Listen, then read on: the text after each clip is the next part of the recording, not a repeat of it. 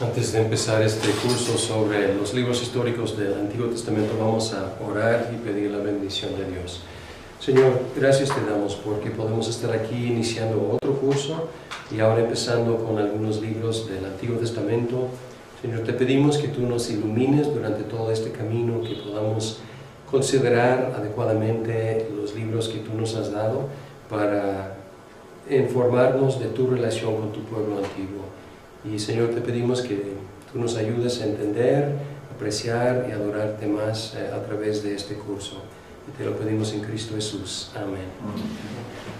Este es el primero de los 3 cursos sobre introducción especial del Antiguo Testamento. Hay 3 cursos de introducción antiguo y 3 de nuevo.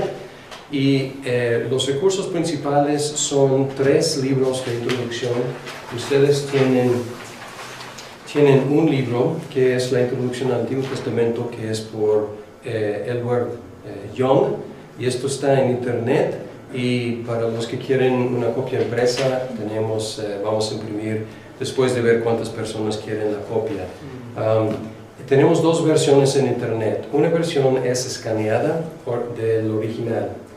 El problema es que pueden ver que las páginas son chicas y cada página de tamaño oficio o normal, o sea, tiene solamente una porción de imágenes enormes. Entonces, si uno imprime este libro, usa muchas hojas. Entonces, nosotros hicimos una adaptación, una edición nuestra, que no sigue la misma paginación. Entonces, ¿por qué les digo esto? Si van a bajarlo e imprimirlo, hay que imprimir la versión editada para usar la mitad de las hojas. Sin embargo, si en sus ensayos o en cualquier referencia que hacen, deben referirse a las páginas del original.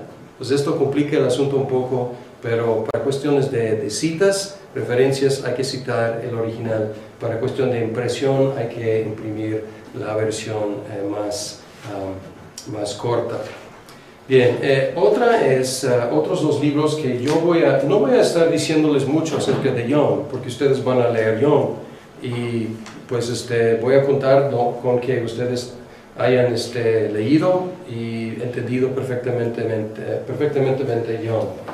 Otras dos introducciones. Esta es Introducción al Antiguo Testamento por Raymond Dillard y Tremper Longman, desgraciadamente solamente en inglés. Estos 2 fueron profesores míos, entonces esta es una introducción más o menos nueva, y creo que hay una edición aún más nueva que esta que tengo. Además, hay un libro, otra introducción, que es por Roland Harrison, y no es tan nueva esta introducción, creo que es de 1969. Sin embargo, es mucho más completa, porque, como expliqué en los Evangelios, hay 2 tipos de introducción. Hay introducción general e introducción especial. Estas 2 introducciones de Dillard y Longman y Young solamente son introducción especial. Y aquí, como 500 páginas, de 1300 páginas, son de introducción general. ¿Cuál es la diferencia? Acuérdense de que introducción general toca temas del Antiguo Testamento en general, texto, canon, crítica textual, historia, cuestiones así, mientras que introducción especial trata cada libro individualmente. Autor, situación, contexto histórico, dificultades interpretativas, etc. Bien, aunque la interpretación normalmente es posterior a la introducción, pero estamos mezclando las cosas un poco aquí. Entonces yo voy a estar basándome en estas 2 horas, sobre todo en Harrison, porque esta primera hora va a ser de introducción general al Antiguo Testamento. Entonces ustedes tienen de Young y también este libro que deberían haber conseguido ya, que es Evangelio y Reino, libro que mencioné en el curso de Evangelios y dije, tengo que incluirlo en alguno de los cursos. Entonces se me hizo adecuado incluirlo en este curso. Entonces van a estar cada semana con lecturas en Young y también en Goldsworthy, Evangelio y Reino. Entonces vamos a revisar la descripción del curso antes de meternos en el tema de hoy.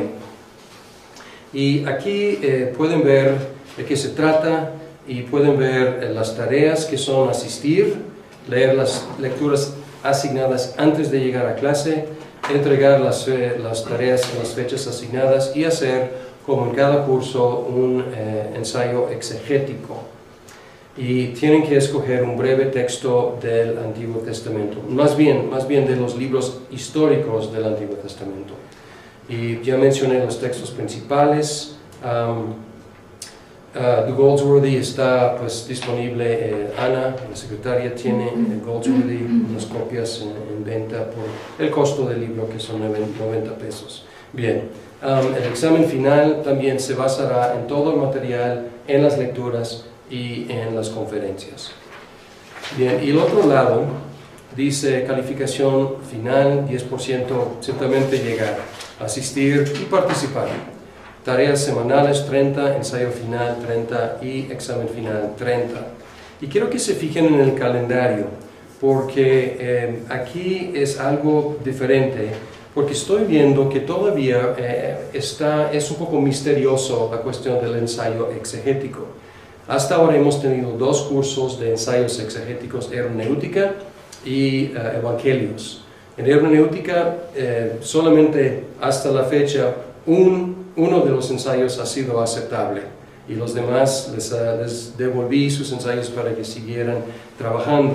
Y yo no les culpo a los alumnos, yo me culpo a mí, que yo obviamente no he dado suficiente instrucción en cuanto a cómo hacer un ensayo exegético. Algunos están trabajando en sus ensayos para evangelios, pero lo que quiero hacer en este curso, y también vamos a hacer lo mismo en el curso de sábado, que es Hechos y Pablo, van a estar escribiendo durante todas las 8 semanas su ensayo exegético. Entonces vamos a tomarlo paso por paso y cada semana habrá una tarea que tienen que entregar por escrito sobre, y así van a estar escribiendo. Entonces al final pues ya estará ya listo. Y entonces pueden ver aquí que para el día de hoy no hay ninguna tarea. En 8 días lo que van a tener cada vez es reportar en una página lo que aprendiste de la lectura. Entonces van a tener lectura en Goldsworthy y van a tener lectura en Young. Entonces cada semana una hoja, o sea una página, decir lo que aprendí. Y debe obviamente reflejar que hayan leído los textos. O sea, no quiero tener información general de sus mentes, de su conocimiento previo. Quiero que interactúen con lo que hayan leído. Pero una página es suficiente. Y luego entregar por escrito, y aquí podemos ver las diferentes partes del ensayo. En 8 días ya tienen que darme el texto escogido. Y la tendencia ha sido escoger textos demasiado grandes. Como la mayor parte de esta sección que vamos a estar viendo es narrativa, probablemente los textos serán un poco mayores que quizás en los evangelios. Sin embargo, es un ensayo muy breve, 7 a 10 páginas, entonces deben buscar narrativas o pueden ser leyes también, o sea, porque estamos cubriendo la ley, el Torah. Entonces, buscar un texto reducido, pero que sea una unidad de pensamiento. Y entregarme eso y luego puedo interactuar con ustedes en cuanto al texto que hayan escogido. Luego, otra segunda semana será entregar la bibliografía para el ensayo y el bosquejo del ensayo, el plan de ataque y la bibliografía, cuáles libros van a utilizar. Porque estoy encontrando que a veces los ensayos pues, son muy pobres en cuanto a bibliografía. Y es bueno, o sea, estudiar el texto por uno mismo, pero también hay que consultar a los expertos. Y si necesitan ayuda, les ayudo con buscar recursos adecuados.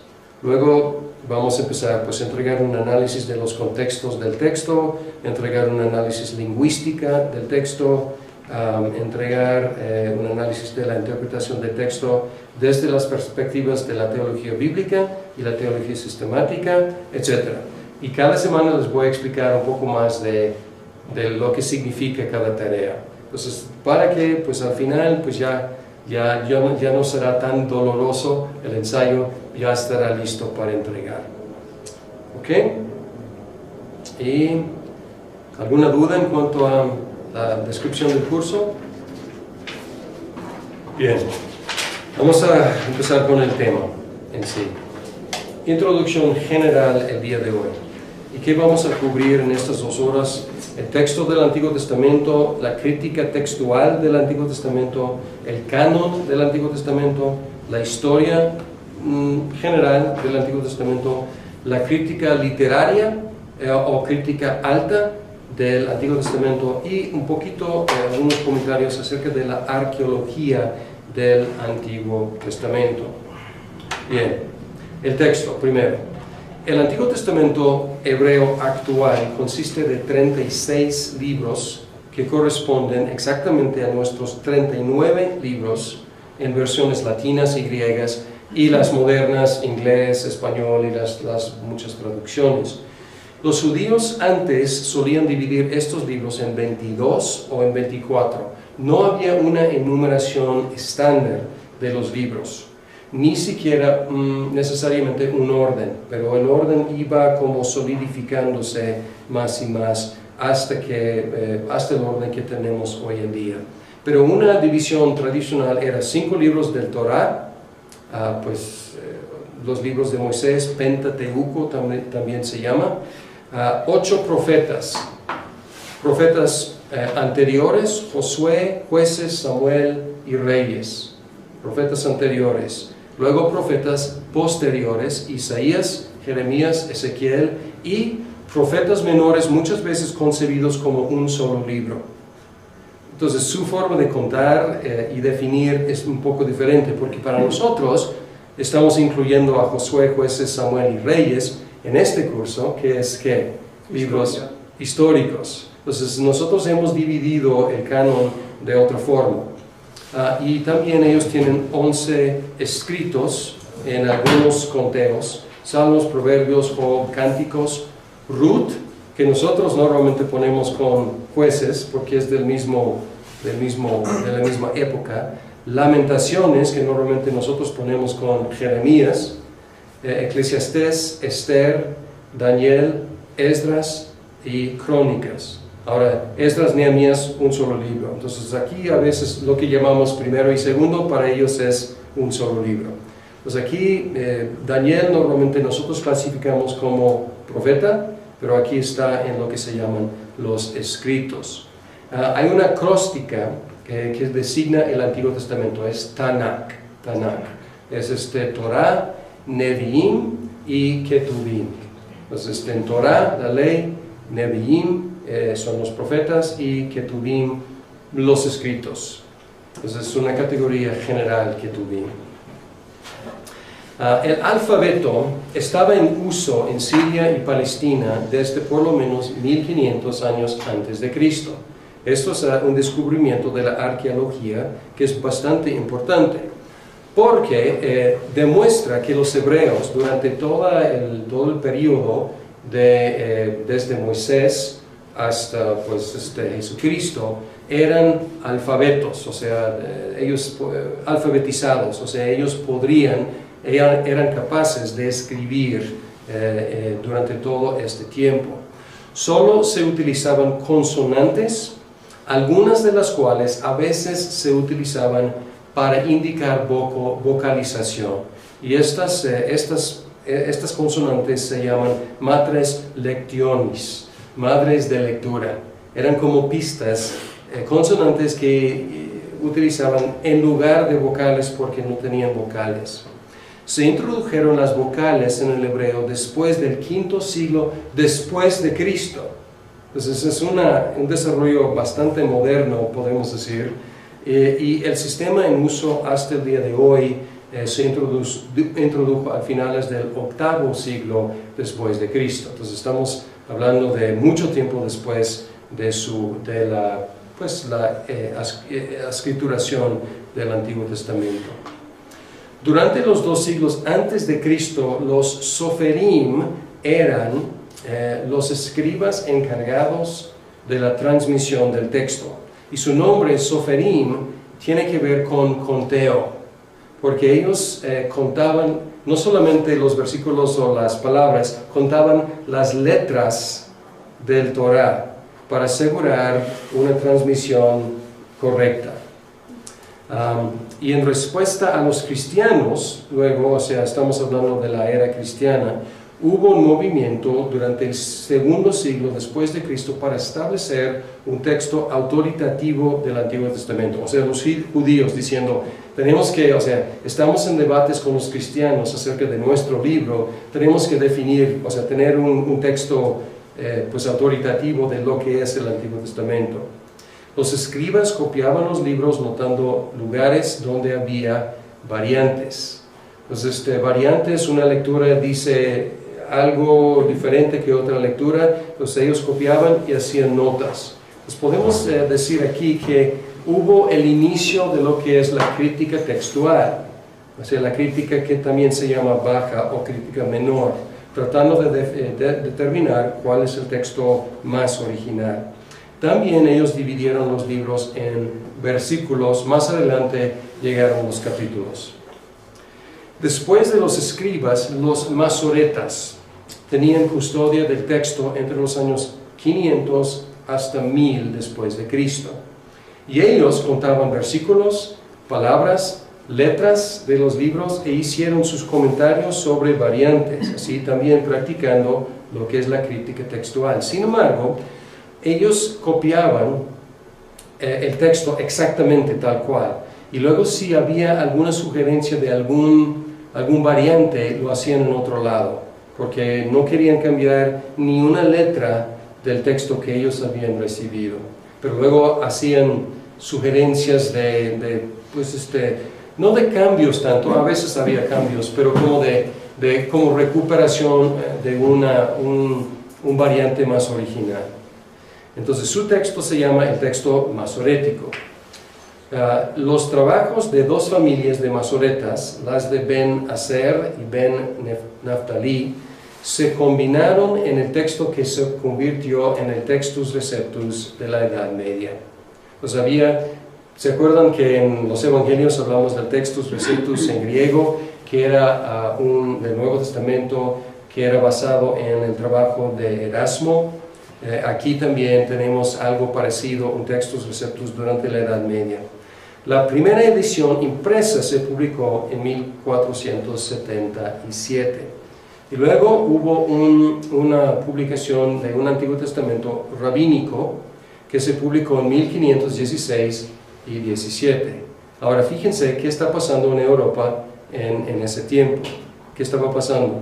Pues la Reforma Protestante, también el descubrimiento y la conquista de América, pero ahí es la Reforma Protestante. Entonces de repente tenían no solamente el trabajo de Erasmo, el Nuevo Testamento en griego, sino también esta edición del Antiguo Testamento en hebreo. Entonces, por primera vez en la historia había oportunidad de estudiar tanto Antiguo como Nuevo en sus idiomas originales. Los manuscritos más antiguos, fíjense, los manuscritos más antiguos del Antiguo Testamento eran de aproximadamente el año 900 después de Cristo. Entonces aquí estamos hablando de manuscritos tardíos, manuscritos recientes. Entonces es curioso que los manuscritos del Nuevo Testamento, en algunos casos, eran más antiguos que los del Antiguo Testamento. Sin embargo, en 1947 se empezaron a descubrir, primero por accidente y luego por un esfuerzo arqueológico impresionante, casi 900 rollos cerca del Mar Muerto en lo que era la comunidad de Qumran. Y los arqueólogos y los paleógrafos han fechado los rollos entre 250 antes de Cristo hasta 70 después de Cristo. ¿Qué pasó en 70? Destrucción de Jerusalén. Entonces ahí se acabó esa comunidad en Qumran. Entonces, haciéndolos hasta un milenio más antiguos que los otros manuscritos más antiguos existentes. Entonces, esto fue un descubrimiento, ¿cómo describirlo? O sea, dramático, porque estaban trabajando con manuscritos más o menos recientes, y ya pues la fecha ya cambió todo un milenio para tener manuscritos un milenio más antiguos. Todos los libros del Antiguo Testamento están entre los rollos del Mar Muerto, excepto Esther. Y los rollos contienen otros libros también, además de los libros canónicos. La mayoría es de pergamino. ¿Se acuerdan de pergamino? De este cuero de animal. Pero algunos son de papiro, que es una forma más antigua. Son de tiras de papiro, de la planta de papiro que era de Egipto. Hay diferencias entre el texto masorético, que normalmente en inglés es MT, es la abreviación que van a encontrar en los escritos académicos, y los rollos del Mar Muerto, y muchas veces se abrevian DSS, Dead Sea Scrolls, o sea, rollos del Mar Muerto. Estos en general, hay diferencias, sin embargo, estos en general confirman el cuidado de los soferim, de los escribas y de los masoretas en la transmisión del texto, porque entonces no descubrieron, o sea, grandes diferencias entre masorético y los rollos del Mar Muerto. O sea, hay diferencias y muchas, pero como digo, en general es una confirmación del cuidado a través de muchos siglos que los escribas ejercieron. Bien, ahora podemos hablar de la crítica textual del Antiguo Testamento, acordándonos de que la crítica textual es el arte o la ciencia, pues una combinación de arte y ciencia, de tratar de recuperar el texto original al grado que sea posible. No tenemos ni para el Nuevo ni para el Antiguo Testamento los autógrafos, no tenemos los escritos originales. Entonces estamos tratando de recuperar lo más que sea posible el texto original. Entonces, ¿qué tenemos? El texto masorético, 900 años después de Cristo. Sin embargo, o sea, no debemos pensar en el texto masorético como algo de 900 después de Cristo. Representa, a través de siglos de transmisión, representa una tradición y representa manuscritos mucho más antiguos. Ya no tenemos esos manuscritos, pero por el cuidado que tenemos en el texto masorético, representa un texto muy, muy antiguo. Los rollos del Mar Muerto, ya mencioné las fechas de ellos. Entonces ellos son fechados en esas fechas, pero pueden representar manuscritos anteriores porque son copias. Entonces estoy claro en lo que estoy diciendo. O sea, la fecha de los manuscritos no representa la fecha de los manuscritos copiados. O sea, los manuscritos originales o más originales son más antiguos que estas fechas. También tenemos el Pentateuco samaritano. Y estos tres son podemos decir, las familias principales de textos en hebreo.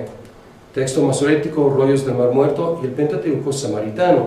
Los samaritanos que encontramos a finales del Antiguo Testamento como una raza mestiza entre israelitas del norte y otros pueblos paganos, algunos mantuvieron adoración del Dios único, verdadero, y ellos aceptaron solamente el Pentateuco, no aceptaron nada más.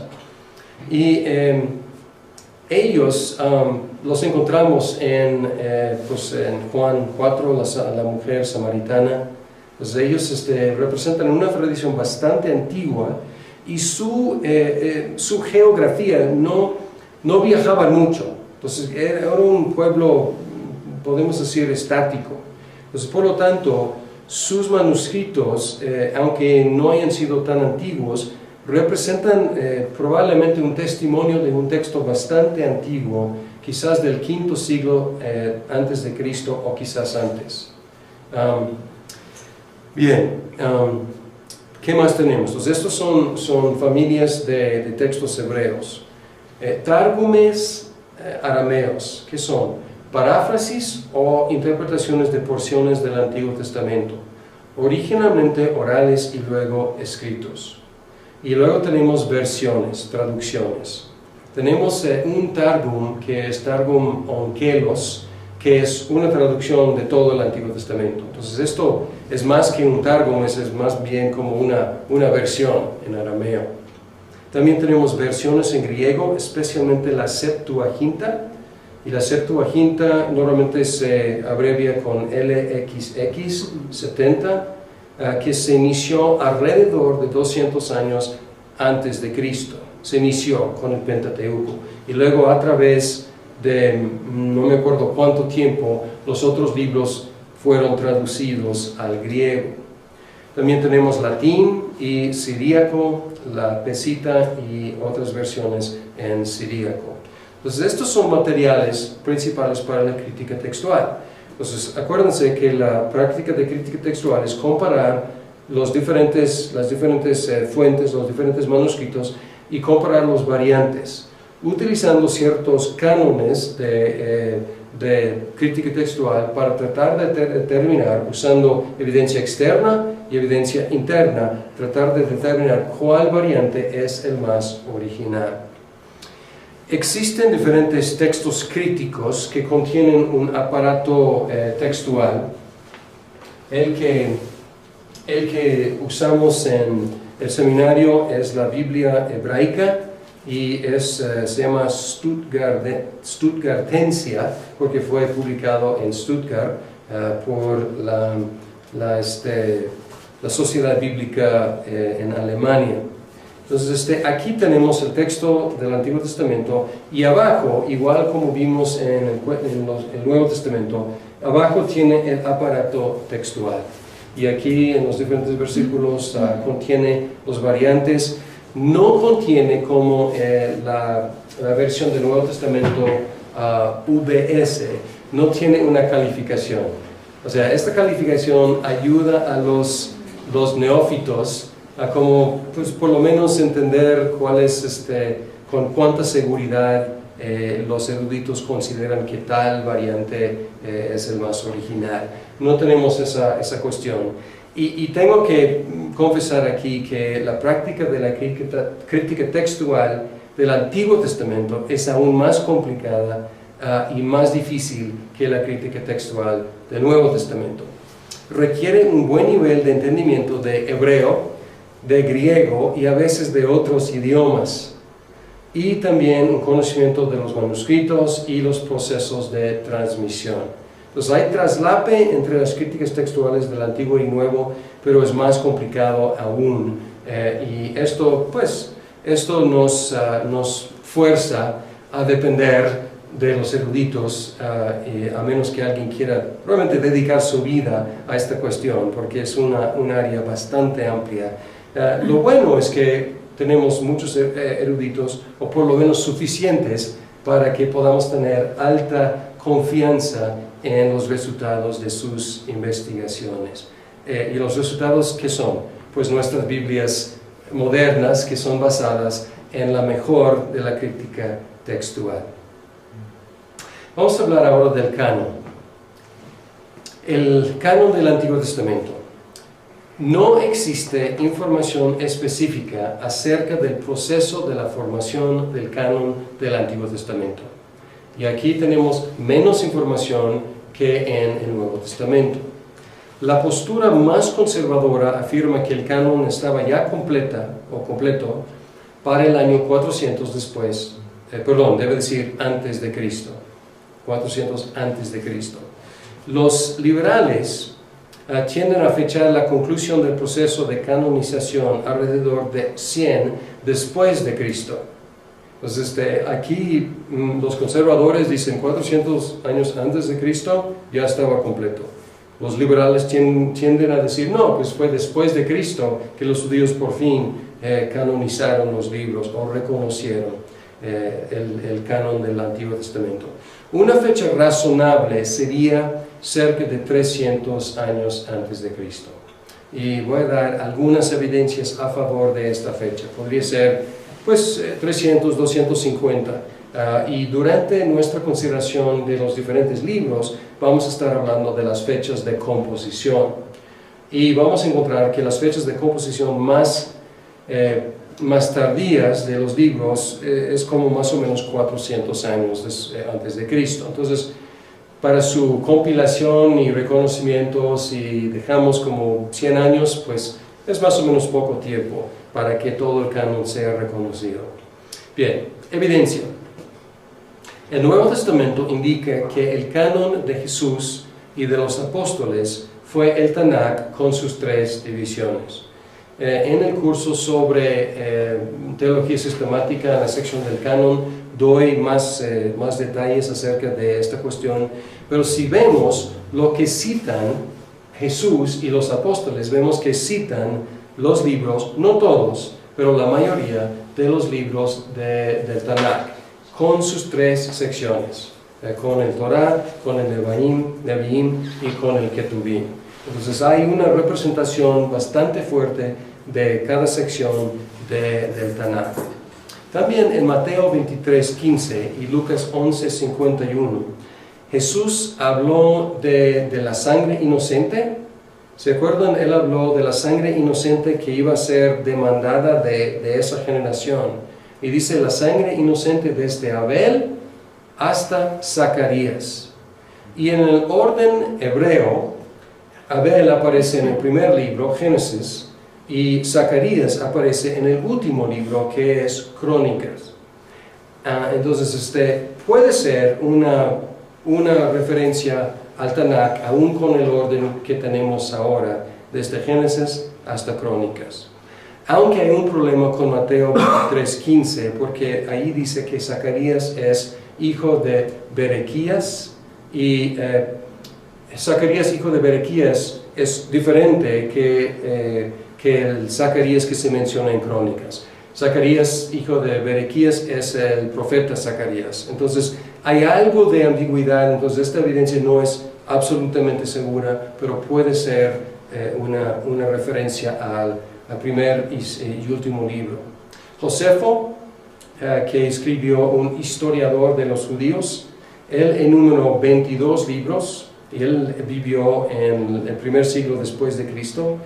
Él hablaba de 5 libros de Moisés, 13 profetas y 4 libros de himnos y de preceptos. Entonces su división es un poco diferente, son 22, no 24, pero parece que está hablando de los mismos. Filón, filósofo judío en Egipto, mencionó el canon tripartita en 40 después de Cristo. El prólogo, entonces esto es en el primer siglo después de Cristo, ahora vamos a ir antes. El prólogo de Eclesiásticas, que es un libro apócrifo, cerca de 132 antes de Cristo, mencionó la ley, los profetas y otros que los siguieron, o sea, otros libros que siguieron la ley y los profetas. Pues parece que estamos hablando de las 3 divisiones. Segundo de Esdras, otro libro apócrifo, que es después de Cristo, menciona los 24 libros como grupo. No menciona cuáles son, pero menciona el grupo. El autor del prólogo, debo subir segundo de Esdras arriba, y porque aquí cuando digo el autor del prólogo, otra vez estoy hablando del prólogo a Eclesiásticas. Dijo que su abuelo, cerca de 190 antes de Cristo, había estudiado la ley, los profetas y los otros libros de los padres. Entonces aquí el autor del prólogo está hablando de su abuelo, entonces casi 200 años antes de Cristo, que estudiaba estas 3 divisiones. Segundo de Macabeos, también libro apócrifo, más o menos 100 años antes de Cristo, menciona los libros acerca de los reyes y los profetas, y los escritos de David, y cartas de reyes acerca de las ofrendas sagradas. No es tan específico aquí, pero podemos quizás identificar libros acerca de los reyes, los profetas anteriores. Los profetas posteriores, escritos de David, pues podemos pensar obviamente en los salmos. Cartas de reyes acerca de las ofrendas sagradas, pues esto pues quizás no tan específica, pero podría ser Crónicas, Esdras, Nehemías, donde hay mucho enfoque en el templo y las ofrendas sagradas. También hay un comentario en el tratado Baba Batra, segundo siglo antes de Cristo, que da una lista completa de los libros de los profetas y los escritos. Pues aquí está, o sea, es la mejor lista que tenemos y es una lista completa. También identifica a los autores de los libros. Ahora, si su identificación está correcta o no, o sea, probablemente en algunos casos no es correcta su identificación, sin embargo, mencionó los libros. Entonces, para cuestiones del canon es lo importante, que ya mencionó todos los libros, probablemente en el segundo siglo antes de Cristo. Entonces, esta es la evidencia de que ya existía el canon, por lo menos como 200 antes de Cristo y probablemente antes, 250 quizás 300 años antes de Cristo. A veces se menciona el concilio de Jamnia, y algunos identifican la terminación del canon con el concilio de Jamnia alrededor de 100 años después de Cristo. Después de la destrucción de Jerusalén en 70 después de Cristo, algunos judíos radicaron en Jamnia, que se convirtió en un centro de estudio bíblico. A veces se debatía, hay evidencia de que se debatía la canonicidad de ciertos libros que ya eran recibidos como canónicos, como Ezequiel, Esther, Cánticos, Eclesiastés y Proverbios. Y aquí esto es paralelo pues a las cuestiones que Lutero tenía acerca de algunos libros en el Nuevo Testamento. Pero el debate estaba no tanto acerca de lo que debía ser incluido, sino algunos que posiblemente debían ser excluidos. Estaban hablando de libros ya recibidos, no estaban debatiendo si recibirlos o no, o sea, en primera instancia. No hay evidencia de un concilio formal, por eso pongo concilio de Jamnia en comillas invertidas, porque como concilio tal cual, o sea, no hay evidencia de que haya habido un concilio formal. Pero posiblemente los debates académicos concluyeron con una reafirmación de los libros canónicos. Entonces, ¿qué tenemos? Pues debates académicos entre eruditos acerca de algunos libros. Concilio, pues no era, y realmente cuestión popular no era, o sea, pues un debate ahí académico entre algunos estudiados. Entonces realmente no debemos depender mucho del concilio de Jamnia para cuestiones de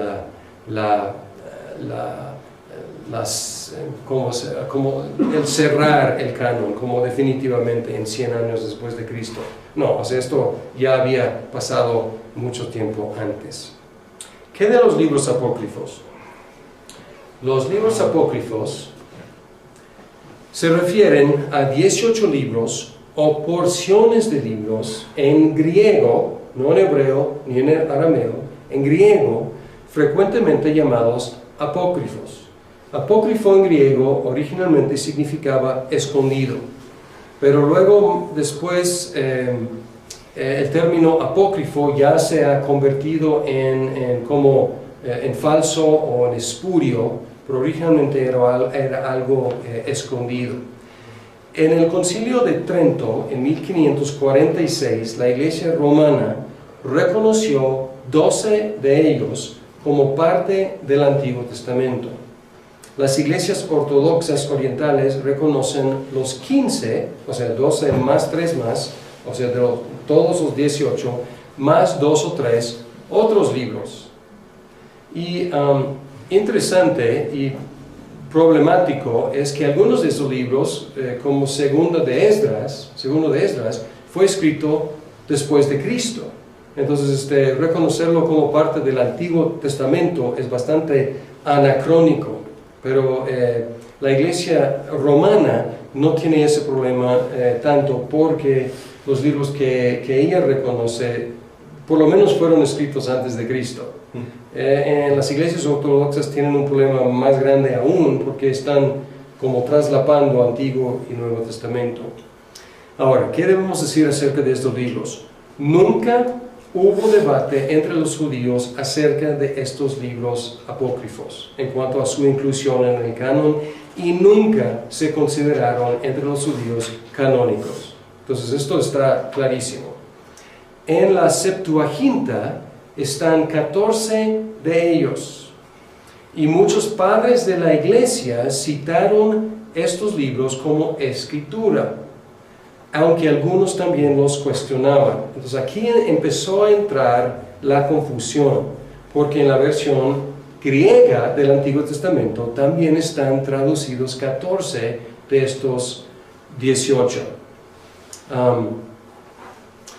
Además, para tratar de aclarar el asunto, el Papa Damasco comisionó al más erudito en cuestiones de crítica textual, que era Jerónimo. Era el padre más erudito en cuestiones de griego, de hebreo, de manuscritos antiguos. Y él quiso que Jerónimo preparara una versión en latín para uso en la iglesia occidental. Jerónimo era occidental, pero radicaba en la tierra, en Israel, en sus años posteriores. Jerónimo siguió el canon judío e incluyó en una sección aparte los libros apócrifos, explicando en un prefacio la diferencia entre los libros canónicos y los apócrifos, insistiendo de que pues aquí, este es el Antiguo Testamento, recibido por los judíos y este es el Antiguo Testamento, punto. Además, hay estos libros y él distinguió muy claramente. Sin embargo, en la transmisión de la Vulgata, la Vulgata es la versión de Jerónimo, la versión vulgar, o sea, del idioma común, que era latín, los escribas no siempre copiaban el prefacio de Jerónimo. Entonces, inocentemente, pues la iglesia recibía estas copias de la Vulgata sin el prefacio y que asumían, o sea, que esto es el Antiguo Testamento. Entonces, además, lo que pasó es que las iglesias romanas y ortodoxas empezaron a basar ciertas creencias sobre algunos de estos libros que eran apócrifos, sobre todo purgatorio y la oración por los muertos. Sin embargo, su identificación como parte del canon fue por un error, o podríamos decir dos errores, quizás por la inclusión en la Septuaginta y la falta de entendimiento de que pues, eran distintos en la Septuaginta, y el error de no copiar el prefacio, y su inclusión en el Antiguo Testamento no se justifica. Ahora, esto también es una cuestión teológica, porque la Iglesia romana considera que tiene la autoridad para definir cuál es el canon. Pero, pues obviamente es problemático recibir el canon de los judíos y luego 1500 años después agregar otros libros y declararlos canónicos, porque es la primera vez en la historia, o sea, en la historia occidental, que esos libros fueron declarados canónicos. Y muchos católicos distinguen entre los protocanónicos y los deuterocanónicos, los canónicos del primer canon y luego del segundo canon. Pero es algo lamentable porque fue por un error, pero a la altura del Concilio de Trento, que estaba en una postura de reaccionar contra la Reforma Protestante, se solidificó su postura y declaró los libros pues, canónicos. Pero, como digo, su inclusión es muy difícil de justificar, y solamente se puede justificar si atribuimos a la Iglesia el poder de determinar el canon. Algunas conclusiones generales sobre el proceso de canonización. Ya admití que tenemos poca información. Sin embargo, podemos como reconstruir tentativamente un proceso general sobre la cuestión de la recepción de los libros que llegaron a ser considerados canónicos. Desde el principio podemos ver un impulso o un principio canónico. Y esto es muy diferente a la postura de tanto los católicos romanos como los liberales. Los dos partidos, por cuestiones muy diferentes, consideran que la canonización es un proceso humano de declarar autoritarios ciertos libros. Sin embargo, el impulso canónico es más bien una recepción, un reconocimiento en primera instancia de algunas palabras como palabras de Dios. Entonces, al recibirlas, ya estamos pues recibiéndolas como autoritarias y no atribuyéndoles como seres humanos autorización o autoridad. Estamos más bien recibiéndolas. Entonces, desde el principio el pueblo de Dios recibió las palabras de Dios como normativas y por lo menos en algunos casos las escribió para ser leídas y obedecidas. Vamos a ver algunos ejemplos en el mismo Pentateuco, en Éxodo 24:4. Dice: Moisés puso entonces por escrito lo que el Señor había dicho. Entonces, estamos hablando de los primeros libros del Antiguo Testamento, y dice: Moisés escribió. Los liberales durante mucho tiempo dudaban de eso, porque decían que no, en el tiempo de Moisés no había alfabeto, pero ya la arqueología ha confirmado que había alfabeto. Entonces han tenido que pues en muchos casos como reevaluar su posfechar las fechas del Pentateuco. Pues aquí es un ejemplo, Deuteronomio 31, 9 al 11. También dice, perdón, estoy en Éxodo todavía. Deuteronomio 31.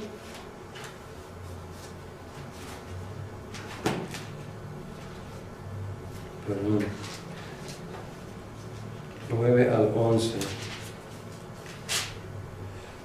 Que dice: Moisés escribió esta ley y se la entregó a los sacerdotes, los hijos de Leví, que transportaban el arca del pacto del Señor, y a todos los ancianos de Israel. Luego les ordenó: cada 7 años, en el año de la cancelación de deudas, durante la fiesta de las enramadas, cuando tú, Israel, te presentes ante el Señor tu Dios en el lugar que Él habrá de elegir, leerás en voz alta esta ley en presencia de todo Israel. Pues aquí no estaban en una fecha posterior canonizando estas leyes, más bien desde el principio escribiéndolas y entregándolas como estas son normativas para todo Israel.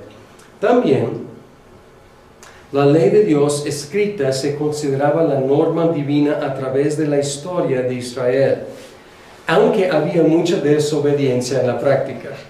Entonces, si vemos su práctica, a lo mejor muchas veces diríamos no consideraban como, no estimaban mucho la ley de Dios, porque su práctica muchas veces no era congruente con su recepción. Sin embargo, a través de la historia se reconocía que era la norma, a pesar de no obedecerla, o sea, la norma seguía.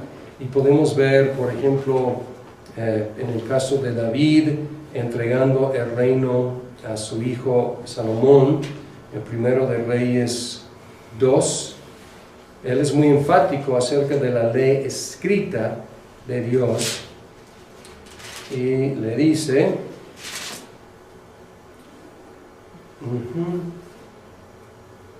no, perdón, otra vez, estoy en otro libro, estoy en segundo.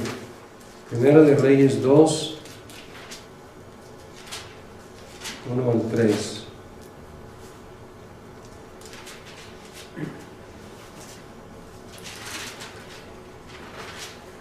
Dice, David ya estaba próximo a morir, así que le dio instrucciones a su hijo Salomón, según el destino que a todos nos espera, pronto partiré de este mundo. Cobra ánimo y pórtate como hombre, cumple los mandatos del Señor tu Dios, sigue sus sendas y obedece sus decretos, mandamientos, leyes y preceptos, los cuales están escritos en la ley de Moisés.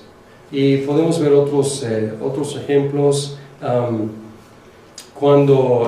muy importante es cuando Josías, el rey Josías, cuando redescubrieron la ley, se había perdido, estaban allí haciendo limpieza y encontraron la ley, y otra vez se leyó y se recibió inmediatamente como normativa. También en Nehemías, otra vez una renovación, o sea, se pusieron de pie los levitas, los escribas, y ellos exponían la ley de Dios, y la gente pues, recibió inmediatamente la ley como normativa. Los profetas anteriores, Josué, Jueces, Samuel y Reyes, registraron la aplicación de las condiciones del pacto promulgado en el Torá al pueblo de Dios en la tierra prometida.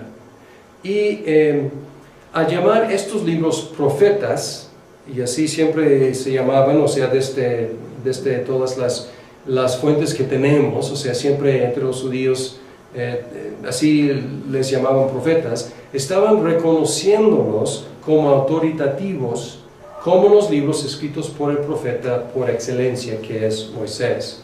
Pues al nombrarlos, nosotros habríamos dicho a lo mejor libros históricos, como estamos haciendo en este curso, pero los judíos decían, no, estos son libros ¿qué? Proféticos. Entonces, ¿qué hace un profeta? Proclama palabra de Dios. Los profetas posteriores, Isaías, Jeremías, Ezequiel, los 12, se consideraron a sí mismos, podemos ver esto en su misma predicación, y fueron reconocidos inmediatamente como inspirados abogados de la ley de Dios. O sea, que ellos venían como fiscales para proseguir contra el pueblo de Dios, basándose en la ley de Dios. Y por ejemplo, algo muy interesante, si comparamos el llamamiento de Moisés con los llamamientos de Isaías, de Jeremías y de Ezequiel, encontramos que estos profetas en sus llamamientos imitaron la estructura del llamamiento de Moisés, porque Moisés era profeta por excelencia. Entonces esto es una forma estructural de decir nosotros también.